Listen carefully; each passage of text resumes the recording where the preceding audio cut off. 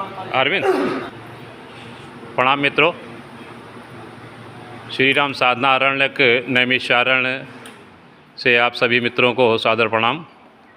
आज सौभाग्य से चैत्र नवरात्रि की वेला में हम सभी लोग यहाँ पर आज उपस्थित हैं और जहाँ महाराष्ट्र, लखनऊ, कानपुर, शाहजहाँपुर, हरदोई के परिजन सामूहिक नवरात्रि शिविर के लिए उपस्थित हुए, उन सबको अपने मार्गदर्शन के लिए उपस्थित हुए श्री देशबंधु तिवारी जी, आप यहाँ व्यवस्थापक की भूमिका में और अयोध्या जोन के समन्वयक के रूप में आप अपने उत्तरदायित्व का निर्वाह कर रहे हैं।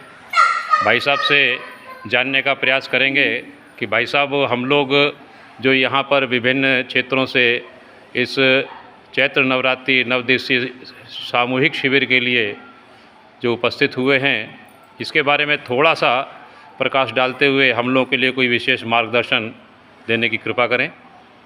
देखिए, नवरात्रि जो वर्ष में 2 आती हैं, 2 गुप्त भी होती हैं। इस समय साधकों के लिए अति महत्वपूर्ण समय होता है।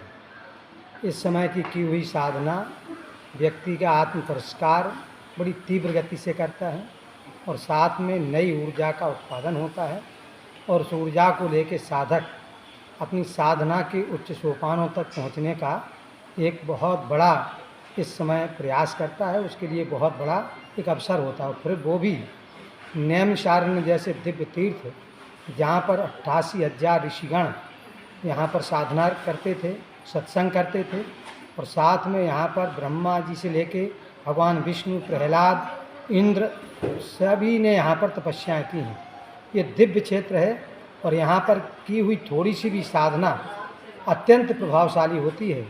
इसलिए देश के कोने कोने से साधकगण यहाँ स्वयं परम पूज्य गुरुदेव जो इस युग के प्रज्ञावतार हैं, अवतार हैं, महाकाल हैं, उन्होंने स्वयं यहाँ पर आकर के अपनी जो गुप्त रूप से, जिसको उन्होंने बताया नहीं, लेकिन यहाँ पर महापुरुषगण उन्होंने चक्र तीर्थ पर ही रह करके संपन्न किए।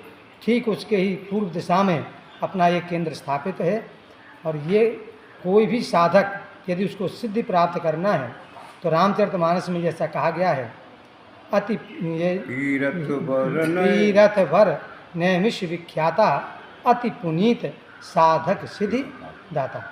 ये साधकों को सिद्धि प्रदान करने वाला परम पुनीत ये केंद्र है।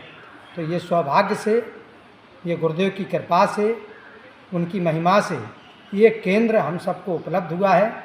अब ये धीमे धीमे इस स्तर से इसको डेवलप करने का प्रयास चल रहा है। 2 वर्ष के भीतर परम वंदनीय माता जी की जन्म शताब्दी से पूर्व यह केंद्र सारे विश्व के लिए एक साधना स्थली के रूप में ये तैयार होगा।